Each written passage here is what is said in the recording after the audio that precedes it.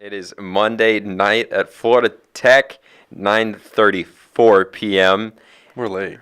We're 4 minutes late tonight. Oh my gosh. I think all two of our listeners are going to be, Really upset. yeah, well, maybe not even here anymore. I'm sorry, Lucy. That's all good. Let us see. Tonight we will be talking about a plethora of things that we'll dive in one at a time. Jace, I noticed we normally get 1 like per week on the YouTube videos, and I know it's from you. Yeah. And this week you didn't like the video. What's up with that, man? I thought you weren't gonna notice. I did.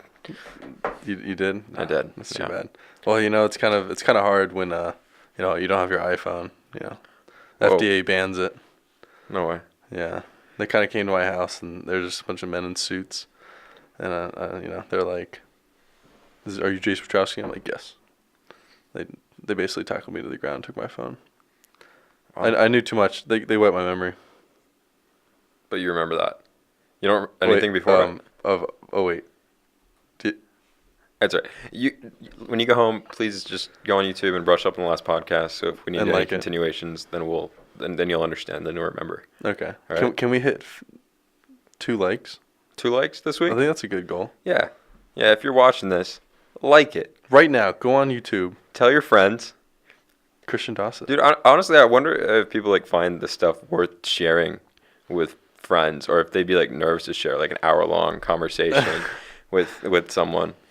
Yeah, it's more like an hour-long experience. They don't know who we are. Yeah. No, legitimately, if you tune in, it'd be super cool if you're just in your headphones, with us for a while. Yeah.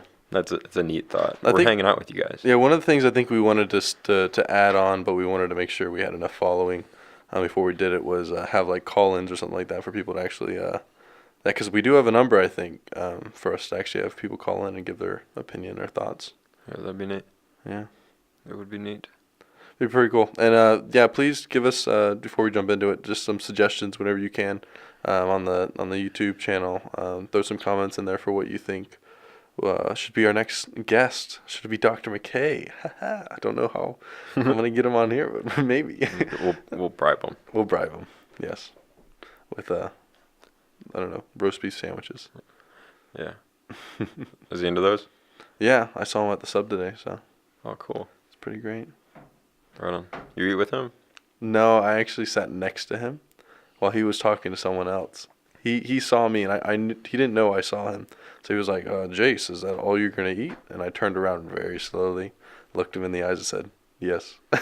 And just didn't act surprised at all. So he was like, All right. Okay. For listeners outside of Florida Tech, and maybe those at Florida Tech who don't know who Dr. McKay is, who's Dr. McKay? Dr. Well, McKay is our wonderful president of the university.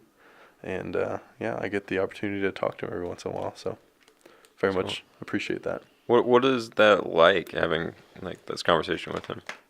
Honestly, now that's a good question. I'm going to be honest. During my opportunity and my time as student body president of Florida Tech, I've definitely had the opportunity to get to realize how humans are, and no matter who you are, you really are just a human. Yeah. And I feel we kind of put people on pedestals immediately. I know Dr. McKay, I was immediately oh my gosh, it's Dr. McKay. Oh, my first, when I finally, because I have these monthly lunches with him, and my first lunch with him, I was freaking out. Everyone does that when they meet someone who they kind of regard in a really high manner. And I was just oh my gosh, I gotta make a good impression. I gotta make him, like me somehow. And, because I really want to serve the student body by my conversations with him. And he ended up just being a mortal, human being. I didn't expect that. And I feel silly saying that, but honestly, I was thinking he was some immortal, person. Don't get me wrong. He's someone who, he was a chief engineer on the space shuttle main engine. Wow. Which is a marvel at that time, and even nowadays it still is. They invented so many things just to make that. You still hear all about these things about NASA. Inventing things just as a byproduct of their research. But he was the chief engineer for that, and also he worked on the Hubble telescope. He knew it was broken before it went up, and Wow. then like they were like, wait, we can't send this up, it's broken. But the government, the big wigs are like, no, we're sending it up. We got deadlines. And so he's like, Whoa. we'll fix it later. And he's like, wait, what? And he told me that that was the first time, like like he ever saw, like kind of the true, money makers and the people who really designate those things like what they feel and what they care about, which is deadlines. That's wicked. You'd think it would be a bit easier to fix a telescope on Earth than out in space. There was so much popularity and so much of a following if they failed in sending it up. What ended up happening was the lens itself. I think it was made in France. The person who made it was actually, I think, too small. So it ended up, I think, like cracking. So they had to remake it, send the replacement piece up and fix it. And now we have those beautiful photos that we have. I mean, it worked out. Don't get me wrong. So who's to say it was a bad decision to already send it up? But still the fact that they would send it up knowing it was broken, it's like they could have just said, oh, well, it broke in space, in flight. Well, it really was not working before. Right. So they didn't even. So the public thought it was going to be working when it was going up. I don't remember ever hearing that it broke, but apparently it wasn't working.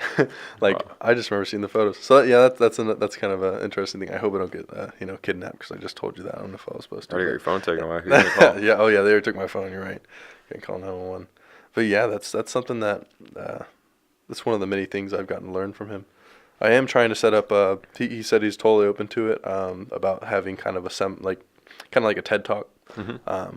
Having him talk about his experience as the chief engineer, because I feel like that's a side of him that he really enjoys to talk about, and something that as students we don't, we really he loves having connection with students, and I feel like this is a great opportunity for us to have a deeper connection with him. Absolutely, because he's definitely a very unique man. He's got the rugged ways that you'd kind of expect for that generation, but still stands out above the rest. So very cool. Yeah, I really respect him. You did I tell you who I emailed to see if they would show up on like a podcast? Elon Musk? No. Who was it? No, it was I believe his first name's Andrew.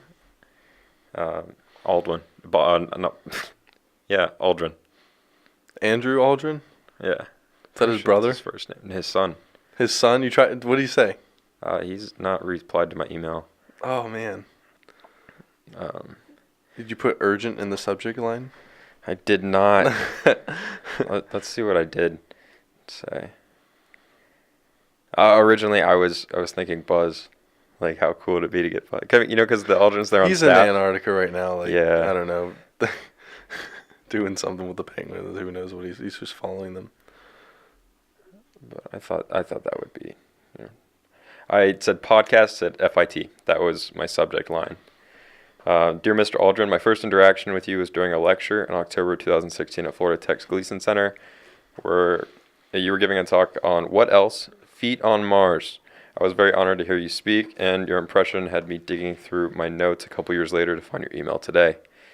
My name is Christian Dawson. I'm an undergraduate at Florida Tech pursuing a bachelor's degree in humanities with a focus in philosophy and a minor in communications. Last semester, I began hosting a podcast. In each show, I engaged in valuable dialogue with a co-host or guest about everything from silly would-you-rather questions to experiential knowledge to deeper conversations on what keeps us going on. I'm reaching out today in hopes that you'd be interested in appearing as a guest on my show. I'm not sure how often you're in the Melbourne area, but maybe next time you're in town, we can go on air and grab a burger downtown. Merry Christmas. Interesting. Yeah. I got a would you rather. Yeah? Would you rather be the first 100 people on Mars or the last 100 people on Earth? Oh, my. Is there any circumstance for the last 100 people on Earth? No. I'd imagine... Last 100 people on Earth. In the instance of Mars, you're on the first voyage of them attempting, who knows how it will go, to colonize Mars, and they're sending 100 people. You're one of those people, and the other one is everyone else is left, and you're the last 100 that's on Earth, and you can stay there if you want, and that's the the concept would be you can't leave. You just stay on Earth with 100 people. Wow. Let's even go as far as you can pick the other 99 There we go. for both, either trip. Earth. You'd want to stay on Earth with 100 people. You get Yeah. to pick the other 99. Even if they're strangers, I think I'd like Earth better. Imagine that. Everyone leaves and you get to restart humanity per se. Wow, Yeah. what power! I mean, not in the power hungry kind of way, but just like to have that kind of responsibility Yeah. would be such a motivating factor to living like an incredible life. What's the point of ruling if you don't have people to rule? I feel like that's something a king would say, or I don't know. No, I mean, just the more responsibility you have, I think the greater decision would feel. Yeah. So not in a way of putting people under you, but knowing that your decisions are really consequential.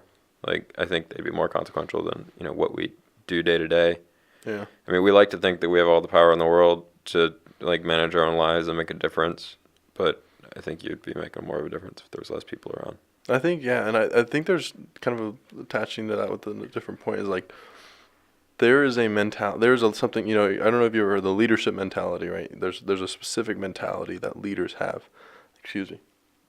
I don't know if you all heard that, but I just burped. So leaders have a specific mentality that is quite different from, per se, than average person who's not a bred leader, I guess is the expression. I found it to be quite interesting because I've been having recent opportunities to get to just talk with people who really are, at the peak of their life and their leadership experience. Dr. McKay, he's, making a good figure salary. He's getting to meet with, representatives and delegates from different countries. And, he's basically making decisions for university as a whole. And there's big power that comes with that and big responsibility. Cliche, right? All right, Ben. But then same thing like over at Northrop Grumman is like getting to talk to Bob Klein and things like that. I find it really funny. I like kind of going back to what I mentioned with like imagining that Dr. McKay was kind of an immortal being who was like, all powerful or whatever, kind of as silly as that sounds. I became a child for a few minutes when I was waiting for him to get there for lunch. Same thing happened when I first met with Bob Klein. It was really interesting because when he first spoke, his voice was so loud and powerful.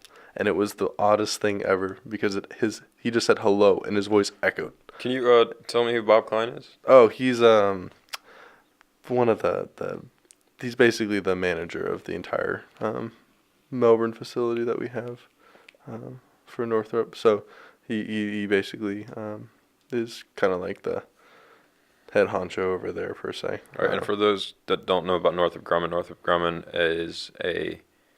It's basically a government contracting group. All right. So yeah, it does a lot of good work for the government or for whoever pays. Right. But yeah, so it's kind of the main takeaway I think is just the opportunity to get to speak with leaders of a global firm has been something that has really been eye-opening to see the kind of similarities in what that looks like for leadership. And it really is something that it's something you learn. It's not something you can just pick up. You could read a book, but it's not going to practically set in. Like, right. You're going to have to make mistakes to really learn how to not make those mistakes in the future. Right. There's legitimately, like, coming of age happenings that that you need to go through to be that sort of man. Yeah, and everyone thinks, we really are all kings of something, whether it's ourselves or, per se other people. I use the word king because I think of, I'm the king of my own castle, per se. Right. But, I really want to use the word leader. Like, we're leaders of something, whether it's ourselves or whatever. We like to really take, responsibility and control over what we can. And a lot of people say, oh, well, I'm an individual. I control myself. I take care of myself. And I am who I need. But when people, people who do that sometimes don't realize that their actions do affect others. Right. And once they're finally placed directly above per se 5 other people, as a direct responsibility to have over them, whether it be a job or whatever, then they begin to feel the pressure of what that's like to be a leader, because they literally see every single action that they take and how it's affecting those people. But they're kind of ignorant to it when they don't, when people aren't set up in that type of hierarchical kind of way. Setting, yeah. So it's been quite interesting learning about leadership. But yeah. Right. You ever? Cool. What would you say your leadership style is? My leadership style. I would have to say that I am silent most of the time. I try to lead by example as much as I can, and have personal experiences with whomever I see myself maybe having an impact on. I maybe listening, to be a listening leader, rather. And I think by demonstrating that I know that I can learn something from that somebody, that maybe it opens their eyes to think that they can learn something from me, whether I know I have something to teach or not. By still leading by example, I might be looked at more closely, and thus also raising my own bar of responsibility. Yeah. I think a really good leader is someone who says, how can I help? One of the things you rarely see, and honestly, it's little things like that that really differentiate, a really good leader and a pretty poor leader. It's really easy to say, go do that. Yeah, go do this. But then, it's not something you just read in a book to be able to say, how can I help? It's something you learn. And, if the people who you're leading don't know that you're there for them as much as they're there for you, they're not going to want to be there for you. And that's where it's you need to establish those valuable relationships with them. And there's this disconnect that happens, that should be expected when you have 30,000 people under you. You're not, as a CEO, you're not going to be able to know every single life experience that everyone's going through, but you definitely can put the time in to know, maybe 100 different people, from all different areas, and get a feel for what it looks like. And really ask the question, what can I do for you? How can I make your life easier and more efficient? And I think that's something that, like I said, is pretty rare in the corporate world. And so if you ever, as a listener, if you're going to take something away from this, if you ever are put in a position of leadership, always be thinking about how you can make someone else's job easier, but you don't want to do it for them. That's kind of there's a thin line between that. Right. How can I help isn't, let me do this for you. and also to be put in a position of leadership, there's, the obvious way where you're put in a position where your title is leader. Yeah. But I mean, anybody can have the qualities of a leader in any position that they are, and that's a neat thing too. Just not to put being a better leader aside because you feel you're not being given credit for it in a given moment, but to do so because it's the right thing to do. Yeah, I feel like leaders. On that note, I feel like leaders aren't born; they're really made and just crafted, forged. I like that word. They're forged through the experiences and the trials they experience. But ultimately, if if they're not looking to what it looks like to be a follower, then they won't understand what it's like to be in their shoes. And that's, I guess I'm just kind of being a little redundant with that, but it's the same concept. Great leaders are great followers as well. They once were someone who knew what it was like to do that.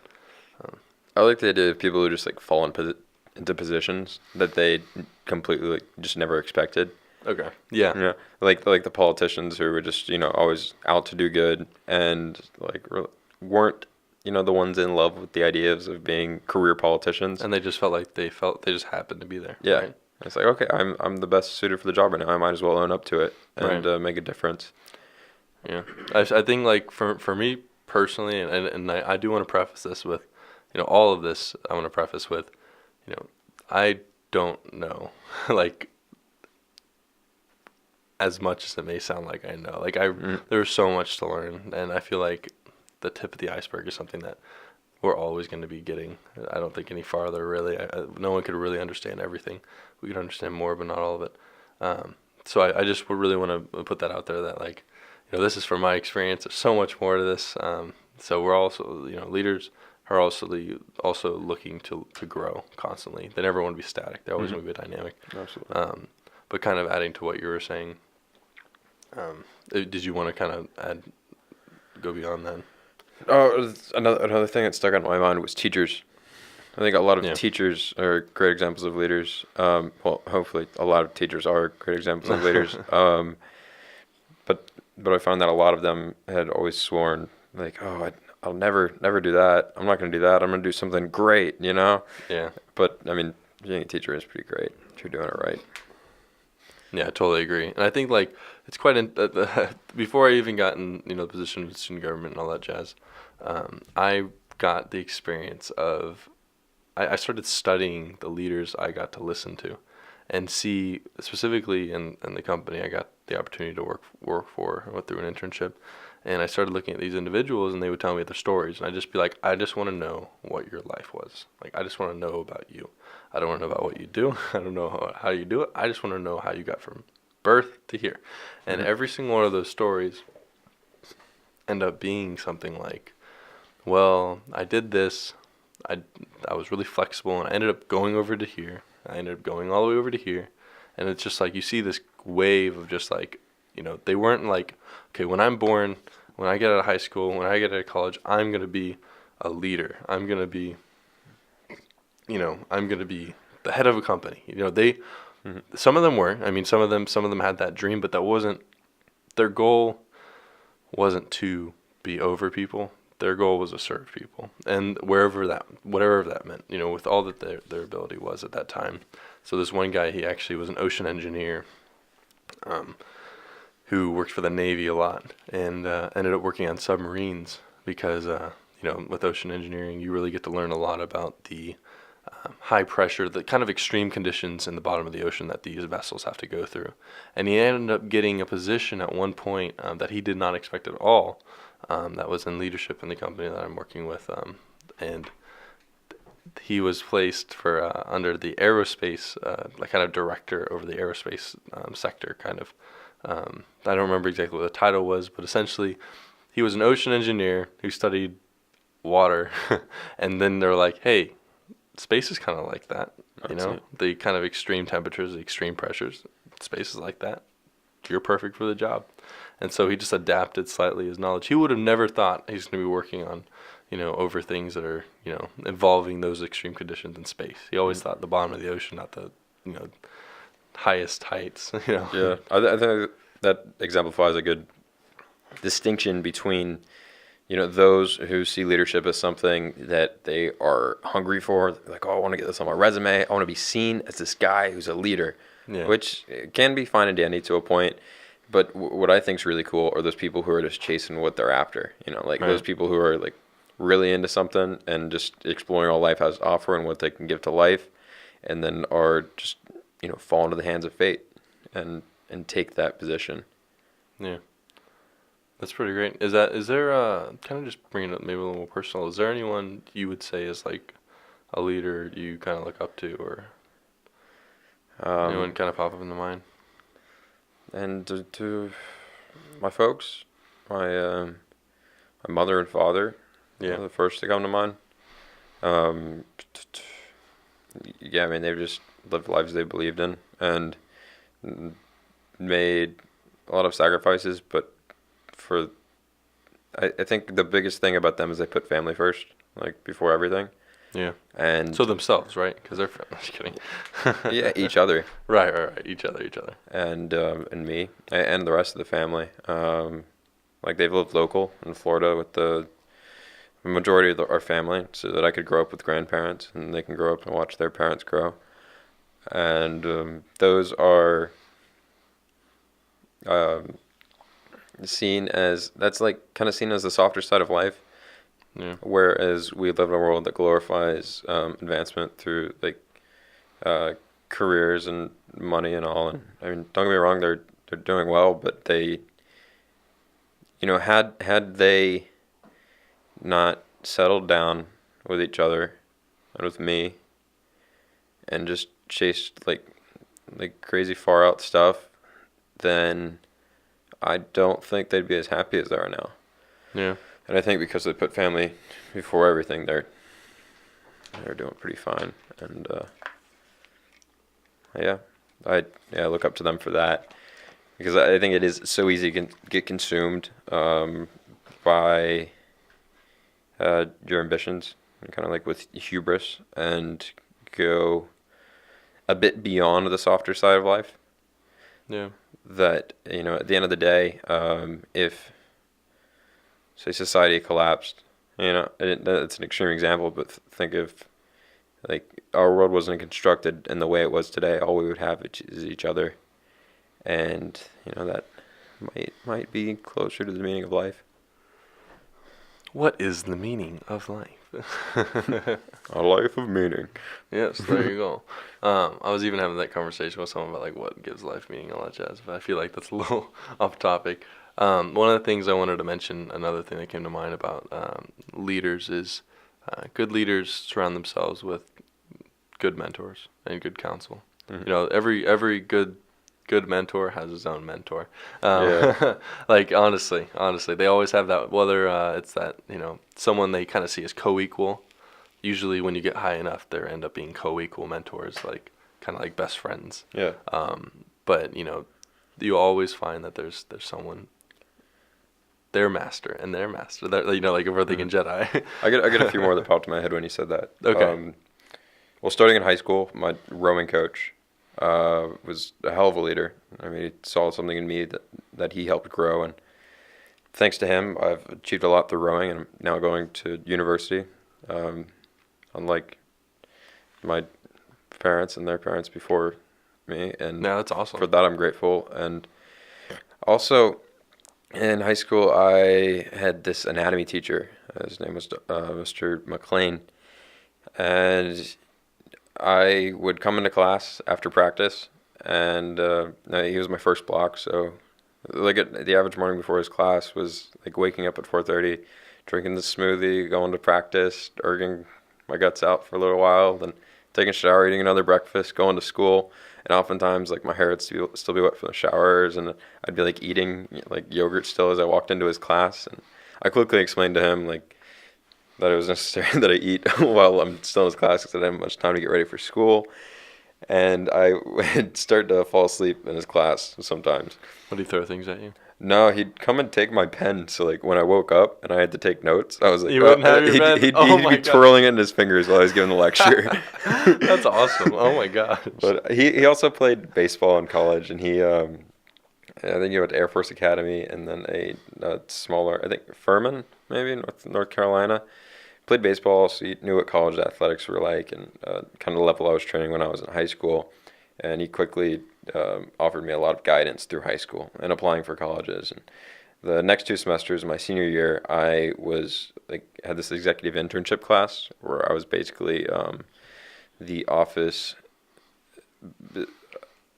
runner. Okay. Runner. Okay. Right? Yeah. Okay. I was like the office intern.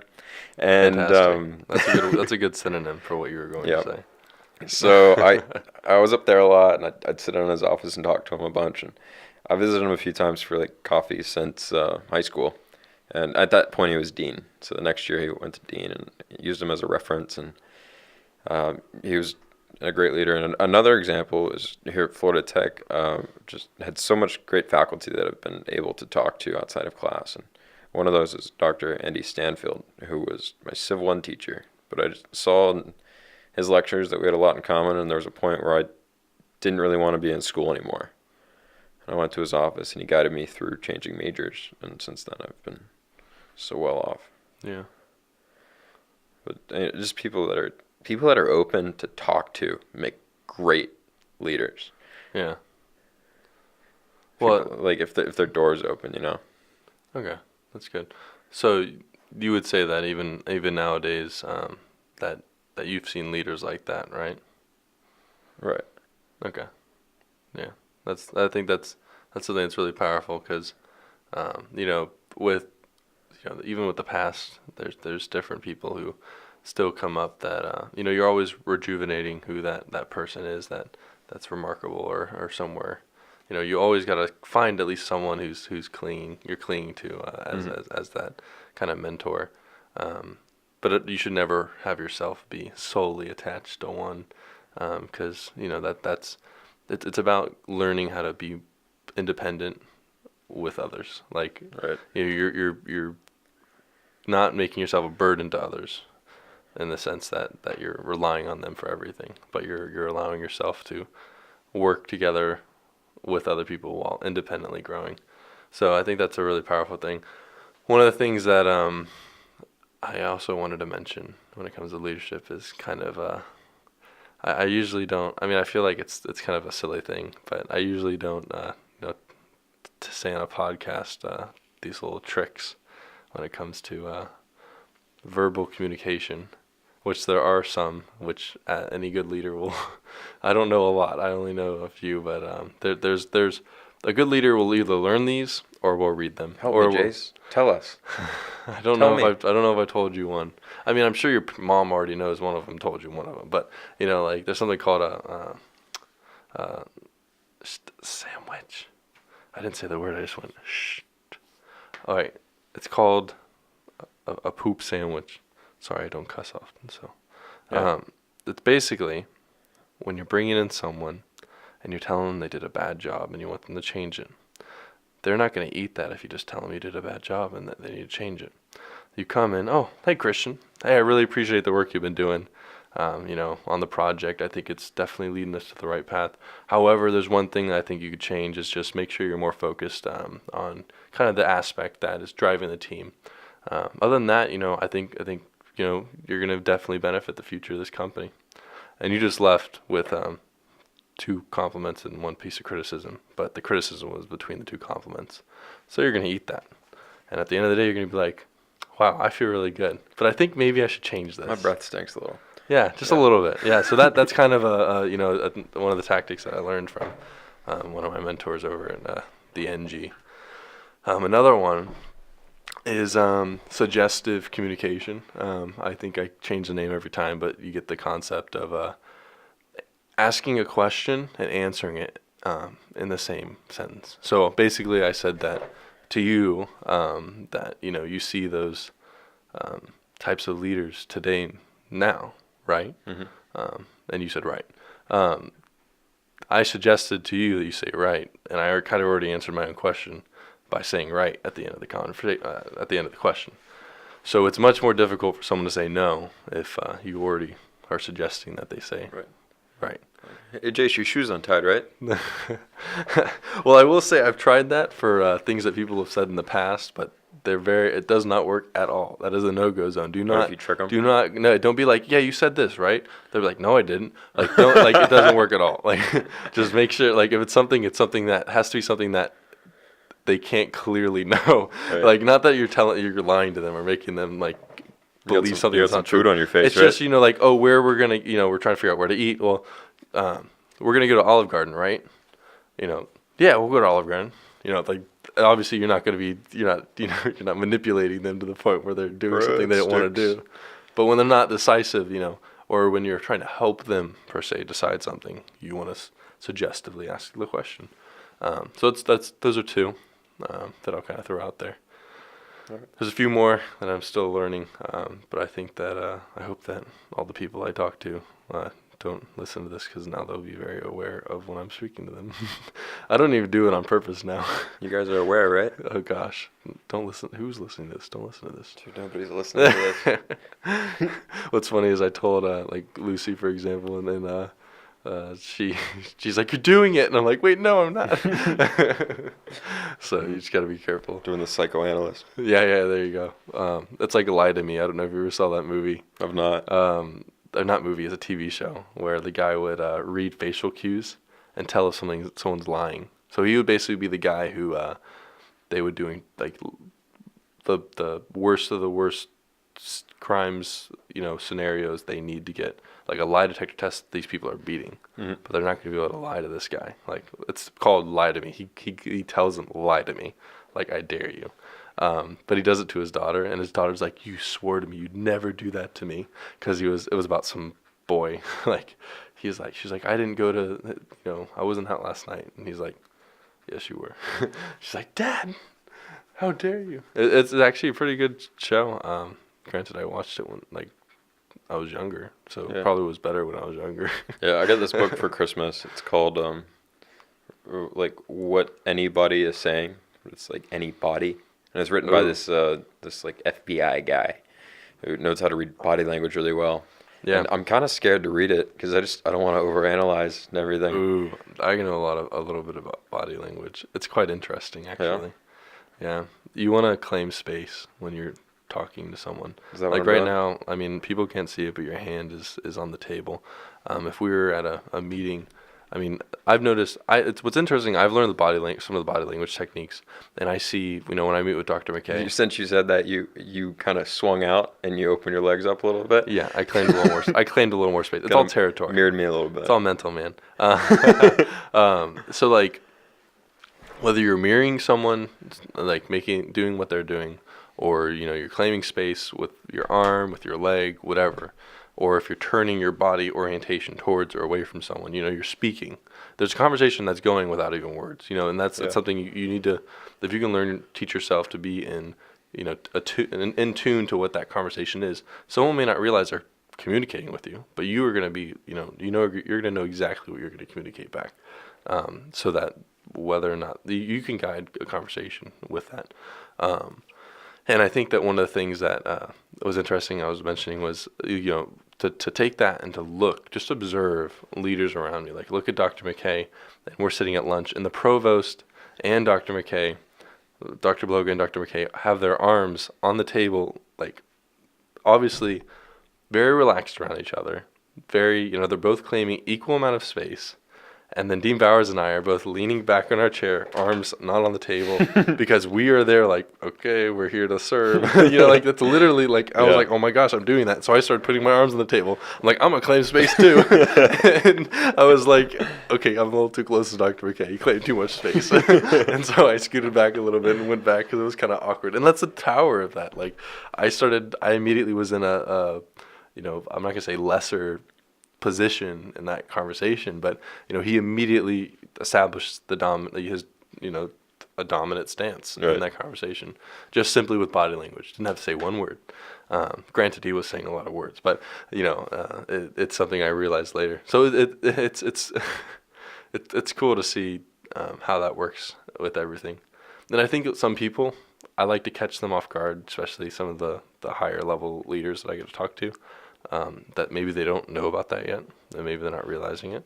So I kind of try to hold my cards close to my chest and use them when I can, and it seems to work every once in a while. So get yourself educated, guys. Learn about body language and how to speak and tell people to eat poop. No.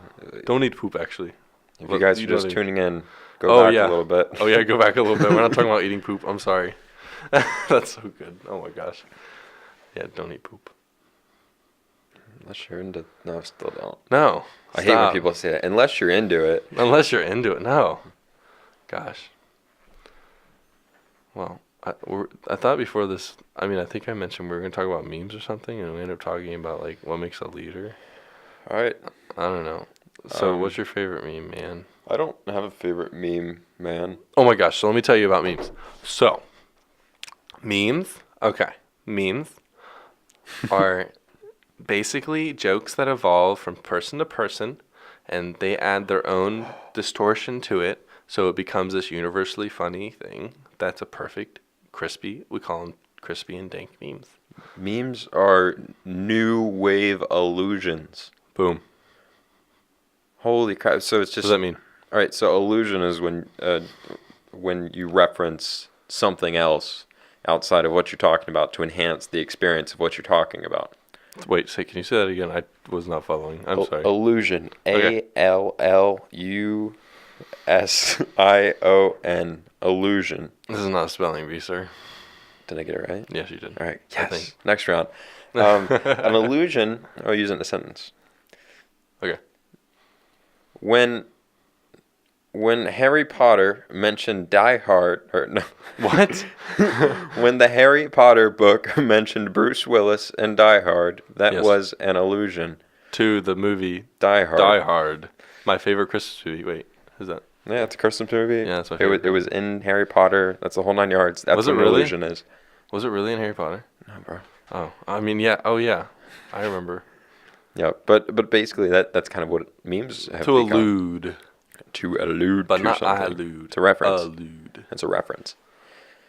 So, Reference. yeah, it's neat. I don't like them personally. They like elicit lazy, I think, intake, like lazy entertainment. Yeah. It's like shallow entertainment. So it's Yeah. like a guilty pleasure, I think. Like fried foods. Right. So the crispy memes. Dude, what if one day Okay. you could major in Okay. memes? Yes. You think that'll be a thing? So I think that people already do. It's called marketing. Oh, you're right. Well, it's like, at least. Yo, JJ. Yeah, like graphic design. JJ, tell us what you know about memes. Who's JJ? JJ? Jack James Clark. Big love, bro. Oh, yeah. Yeah, I know who that is. Big love, bro. Christian, who is that? He majors in marketing, and Oh, he has does? on a Okay. podcast. Oh, yeah, JJ. Okay. And, yeah. Yeah. Big It's the sticker love. man. I never listened to that one. I probably should. That's a good one. I think you'd like it. I don't like it because I'm not in it. I'm just kidding. No, it's all good. So Let's not talk about that. he has a cool voice too. Does he? Yeah. Is it cooler than mine? Well, yeah. What if I talk like this? Yours sounds too much like mine. Nobody likes what they sound like, you know? I can talk like this. All right, you talk like that for the rest of the podcast. I don't know. I need to have an accent now. And we're going to He lose. won't even know who. We're gonna I know lose everyone. 2 of our 3 Everyone's listeners. about to drop off. Please do not click away from this. Nope. Put that mouse away from that X right now. So memes. Tell me about your favorite memes. What do memes mean to you? I recently What does it saw mean this. to you? I recently saw that. Well, like recently, memes for me have turned into tweets and just retweets that Yeah. end up getting screenshotted RT, and then bro. posted. RT. It's like a retweet that became a retweet that became an Instagram post, and I don't understand why I consider them to be memes, but they are actually kind of funny. One of them, prepare yourself. All right. So just a disclaimer with memes, just like any satirical comedy, any sort of satire. I don't know why I started talking like that. You need to get thicker skin, with a basically lack of better word. Kind of armor up real quick if you're listening. Get ready because, memes don't care about the memes coming. Memes don't care about your feelings. Yeah. And I'm not the orchestrator of memes. I'm just reading them, okay? Wait, okay, I do have a favorite meme before you get going. Oh, fine. All right, so the meme that's impacted my life the most is that Donald Trump tweet when he mentions coffee. Café. Cafe. Every time I say coffee, I Every say time I want to say coffee, I say cafe. Oh my gosh, did you remember that video of when Trump's like going I can't even do it. Oh my gosh. But he's just like he has his tongue behind his teeth and he's trying to say something and he's just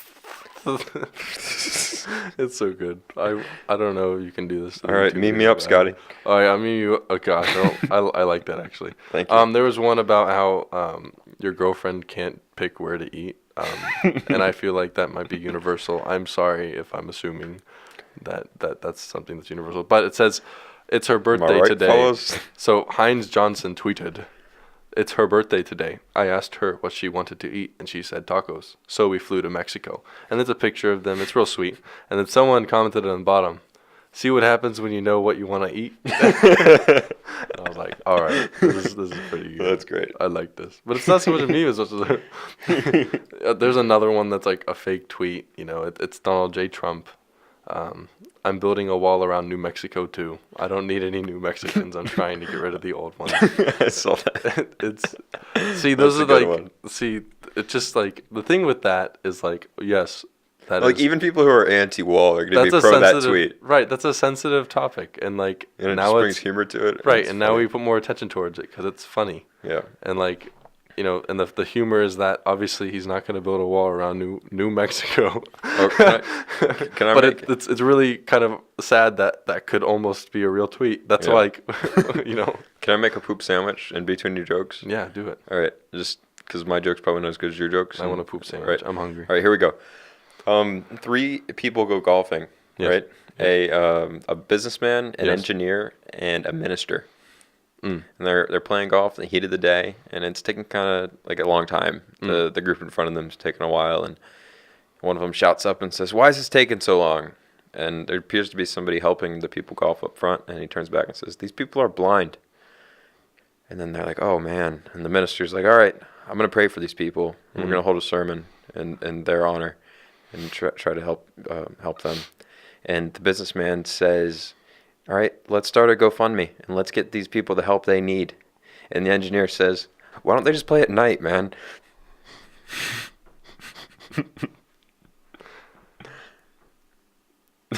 I'm gonna be honest. Not funny. No, it's not that it's not funny. I thought of something different while you were talking, and I forgot what you were saying, and then I jumped halfway back into the joke, and I'm really sorry. I want you to repeat it off the air when we get off, and because I want to laugh at it. It sounds really funny. That's all right. I'm really sorry. That's okay. Go on, meet me up. Okay, I had a joke. All right, go. Well, actually, not a joke. I can just do something. I have a superpower. What is it? I can make you say 17. No, you can't. Yes, I can. No, you Have can't. I done this to you yet? No. Okay. What's 2 plus 2? 4. What's 4 plus 10? 14. Plus 2. I'm sorry, I'm throwing math at you. I know it's hard, but 16. plus 2. Stop 18. clicking your feet. Gosh. Sorry. 18? Okay. Minus 3. 15. Plus 5. 20. Plus 30. 50. Minus 4. 46. There you go. Everyone, don't click that X. No. Stop it. Okay. Sorry. I was telling the viewer not to close out. So what number are you on? 46. Fantastic. Plus 24. 70. Gotcha. You said 70? I gotcha. I thought you said 7. Oh! Close. That was a close How did you one. catch yourself? People don't usually catch themselves. Holy crap. Oh, wow, that's good. I thought you said 7. Dang it, I can't make... Say it. Say it or I'll... 17. Meet me up, Scotty. Okay, then boom. Okay, gotcha. That made me cry once. I'm not joking. I think I was 6. Because it was hard math, too. I really worked hard for that. And then he was like... It was a grown man, like my mother's coworker. And I started crying. He gave me a yoo-hoo to make me happier. And it worked. I was so sad because I felt so stupid. Oh, By the man. way, kiddos and listeners, do that to your friends. I'll do it. Don't do it to your father, or he may get mad. Do it, do Or it, your, do or it. your mother. All right, back to memes, because I'm going to meme you up, Scotty. Well, again, these are kind of more like tweets.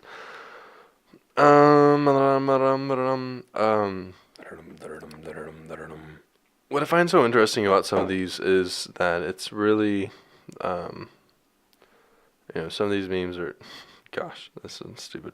Some of these memes just like are touching on really sensitive topics, but it's almost like a celebration of some of the topics in a way that's not damaging to the idea because it's in the satirical framework. But I think it's like both sides are taking it too literally. Like, yes, this is totally anti this, and I approve of that. Or, oh my gosh, this is totally anti this. That's horrible. You know, like there's if we take things too seriously like that. I mean, like I feel like it's cliche saying don't take it too seriously, and that's kind of a weak argument for some of these, some jokes like that. But I feel like it's more like use these jokes to start a conversation. Don't use them to state an opinion per se. Right. Like kind of like have it be because conversation is really key to these type of topics. And by that I mean like the really, really powerful topics like Bird Box, if you haven't seen it already. Nope. All right, this is not a spoiler Go for it. because it's I'm just gonna say it. Go. It says how Bird Box should have ended, and then it has Phil Swift with Flex Seal, and he sprayed I don't know her name, the main character, Oh, so she couldn't take the blindfold off? with Flex Seal over her eyes, and it says stops demons fast. So that was kind of good. I think the whole idea of the meme is, like you said, to be this kind of separate entity to drive conversations is an ideological form of the comedian or the artist who like uses their medium as something that takes a little bit of courage and truth, like to peer into everything and just see if we have the proper understanding of what's going on. And I forget the name of this artist who has this quote, but he says that artists are basically the coal mine canaries of the human race. Like they have this extra sensitivity, this sensitivity to emotion that the rest of the world doesn't quite tap into as much, so that they understand and they pick up on like things that are wrong before other people's do. Other people. Pickles.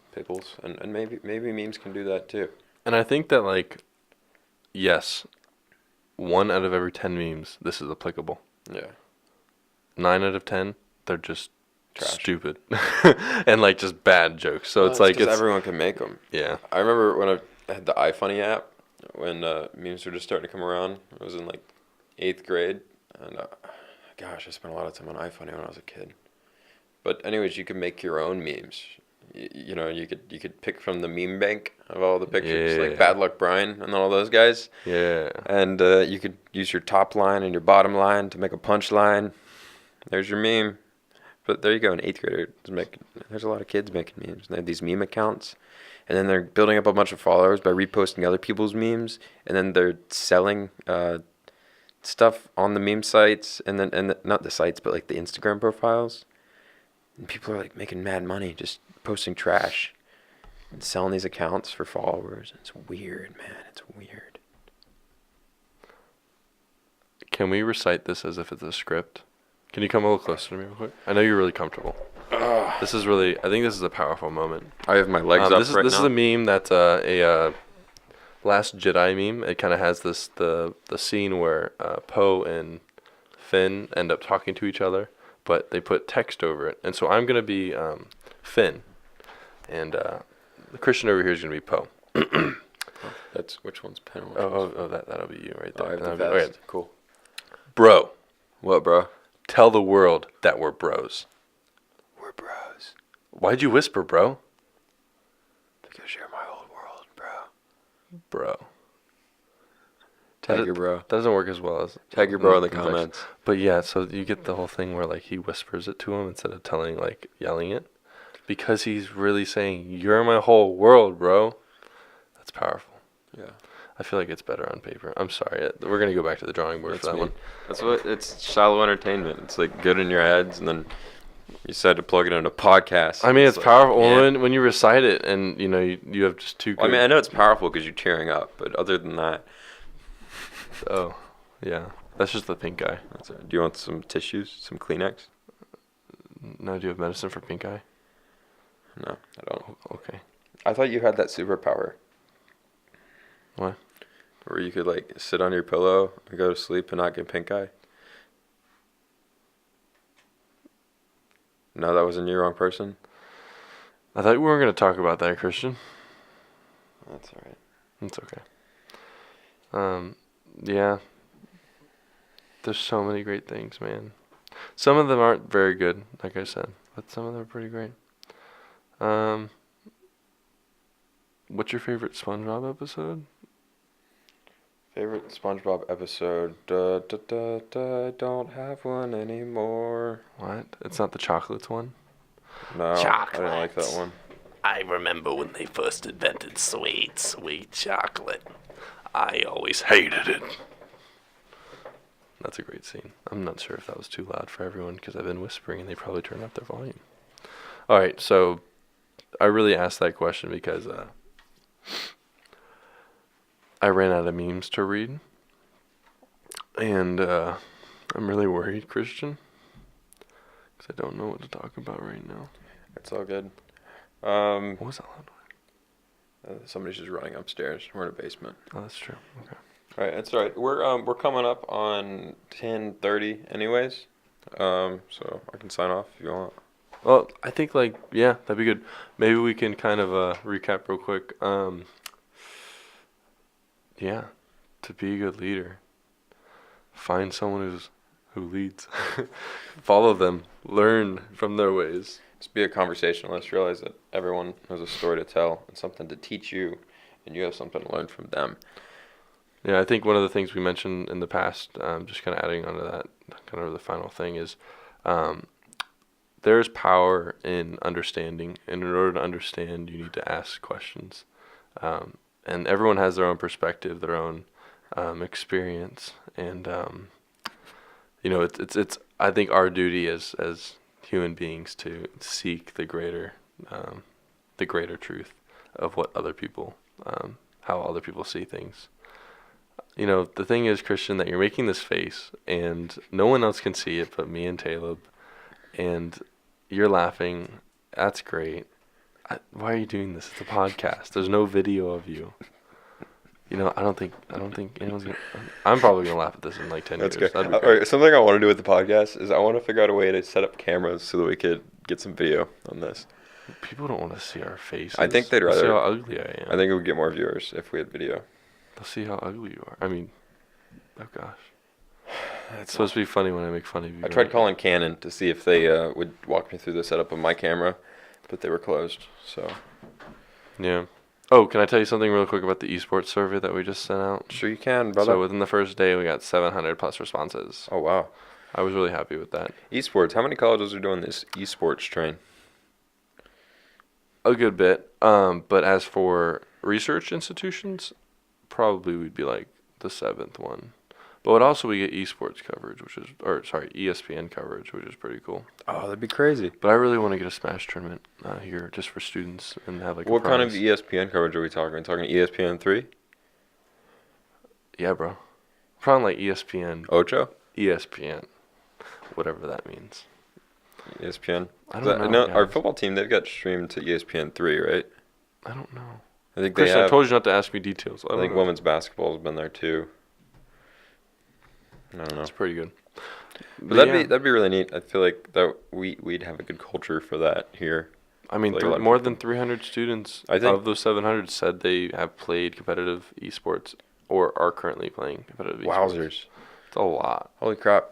They'd More than probably take the rest of us sports down. No. We'd be considered narps. That's the thing is like they Is it were getting considering funny? that they were considering putting scholarships, and I was like, yeah, no.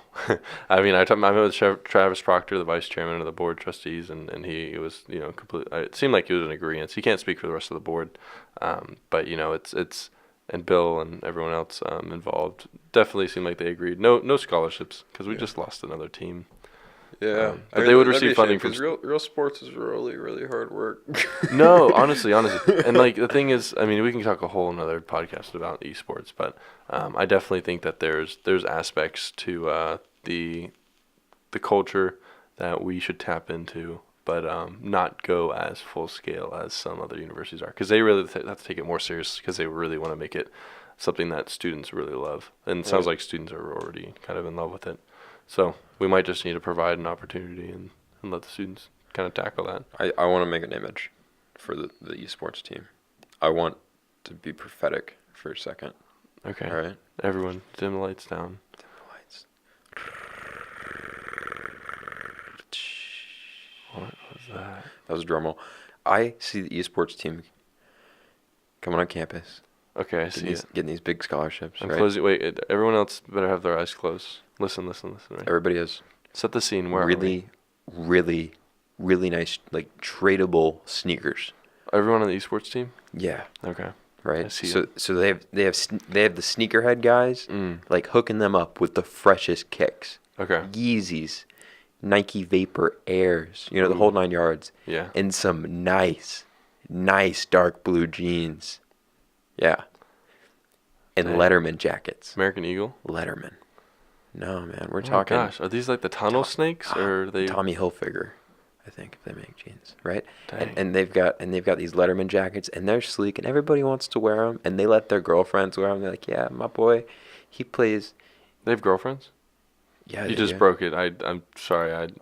No, that's a perk. Esports team, you get a girlfriend or a boyfriend. Hired girlfriend? Right. That's horrible. Wait, no, hired? No. Oh my god. No, it just happens. That's how natural it is. Oh, you know, it's like oh my gosh, you kill those buggies. You are on the Florida Tech esports team. Oh my That's gosh. freaking awesome. I want You're making. Oh my! Can I have your You know what'd be babies? terrible about it? I'm sorry. Okay, think about this. Just an actual problem that might come up because with esports Yeah, those leagues, are gonna be you like problems. make money, right? Yeah. Yeah, and you couldn't do that as varsity sport, could you? Some esports leagues don't. It depends on what you do. Because as a university, like it'd be different I than a already separate find one. problems with college athletes kind of being exploited and like just the schools making money off of them. But for that to happen in a league that already like has an opportunity for a lot of money making, that would be terrifying. Well, they wouldn't make money directly. It'd be through college recruitment, like basically us having a tournament for prospective students who want to be on the esports team. It actually is a very effective recruitment tool. Yeah. So it's gonna be beneficial for the university either way. I just really want a Smash tournament. Honestly, I'm gonna be honest in all of this. All I want is us to have some nice computers for modeling software that we can use whenever they're not practicing, and have an esports tournament for Smash so I can lose and be sad and wish I would have won the free milkshake. All right. It's probably better than a free milkshake for the prize. But yeah, I think we kind of extended it a little longer than expected. So more recapping. Please comment any suggestions you have for the show. Let us know if you're enjoying it. Let us know if you aren't. No, seriously. Say, enjoying I it. hate this if you hate this. Yeah. Like, we will stop. Well, no, we won't. But, We ain't stopping. I mean, but we'll know. You know, we'll just, you know, be a little more sad when we come up to the mic. That's right. And if anybody pops into your head when you're thinking about this stuff, send them an episode. Maybe we'd make a bigger difference. If you are sad, I hope that we make you happy. If we don't, comment in the comments of the future YouTube video. If you're listening live, re-listen to all of this at 2x speed on YouTube. Oh, and then we talk real squeaky like this. But if you talk really slowly, Then now you can understand the us. funny thing is that I'm going to listen to this later, and I'm going to be the only one. I am too, Jace. All right. Hope you really enjoyed today's show. Tonight's show. All right. Let's break 2 likes. Yeah. No dislikes, though. If you don't like the stuff, just don't dislike. Just comment you don't like it, okay? Because that gives us more, you know, visibility. Yeah, that's true. All right. Do you want to count us out? Or okay. Blah blah blue, blibbity blah. I hope you are having a great week. It's Monday night. Have an excellent week. We love you guys. Bye bye. Never, never land. Never